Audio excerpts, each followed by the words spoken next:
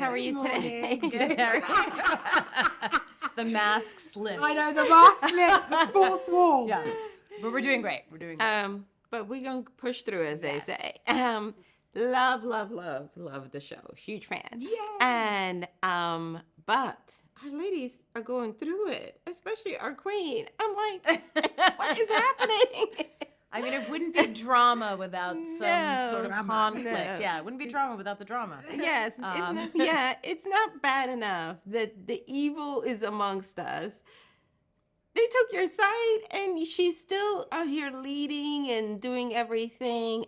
First, talk about what it is like to be in this world that is Lord of the Rings, because it's gigantic. You know, it's Middle Earth, it's conspiracies, you don't know who's who. How do you prepare even for that? And do you just say, you know what, let me just lean in and have everything, because you can't like go and look up and say, how do you become the queen? And, Well, as I like to say, queens are people too.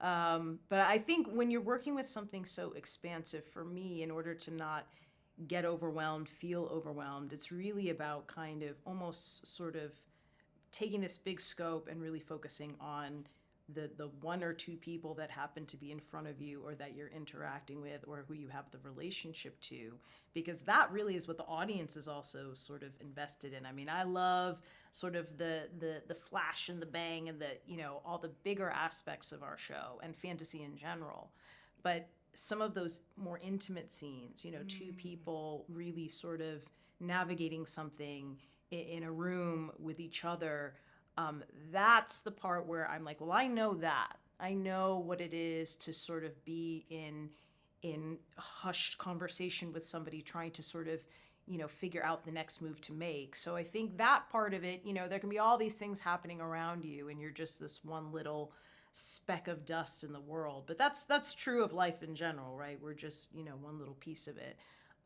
So I think for our show, it is really those relationships. Everything is rooted in the relationship, the dynamic that you have with another character. And so for Miriel, I love a lot of the stuff this season in particular. I have a lot of great stuff with my castmate Lloyd Owen. And I think that is something that I'm really excited for the audience to be invested in, because at the end of the day, they have to really care about our fate. If you're nervous and worried about us and you think we're really going through it, it means we've sort of really hooked you in emotionally. And I think that's the best kind of storytelling, where you really want to make sure that these characters can, navigate the challenges ahead. Sophia, Hello. we love that we get to see, the dwarves are great builders. They're innovative, and that's why, they want to steal the technology. But in the show, we're getting to see that world. We're getting to see why they are so cherished and so important to the various quests. Talk about taking that on, because I feel like finally we get a better understanding, if you haven't read the books, what the dwarves' roles are and why they're so important.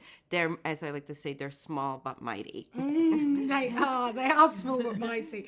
I think what's so wonderful about the dwarves is that they're kind of touched on here and there that we've seen previously, but we've never really delved into their aspects and their real kind of culture and heart and the complexities of the dwarves. They're a really emotional, wonderful, gregarious, working class race. And they are completely, they have the mithril. The mithril is ours. And without the mithril, there are no rings. And so they are small but mighty. And I think to kind of uncover Khazad-dûm, in anything that we've seen previously, it's been post, all the destruction. And now we get to see the Dwarven Kingdom and the Dwarven people very much alive and thriving, and their characteristics. And so to take on that responsibility to kind of put something on for the first time, particularly with Disa, because, she's not a canon character, and she's been bloomed from a seed that Tolkien has given us, really, that of course there are female dwarves, but that was really, as much seed as we had there or thereabouts. And so kind of build her and intertwine her within a world that's already so well established has been a privilege and really exciting. And I too have an amazing castmate, Owain Arthur, and to kind of play that romantic relationship. They're such a great couple. We don't often see, you know, this couple who are so loving and united and strong and relatable. You know, they're a married couple that kind of bicker, and it's that kind of relatability that we hope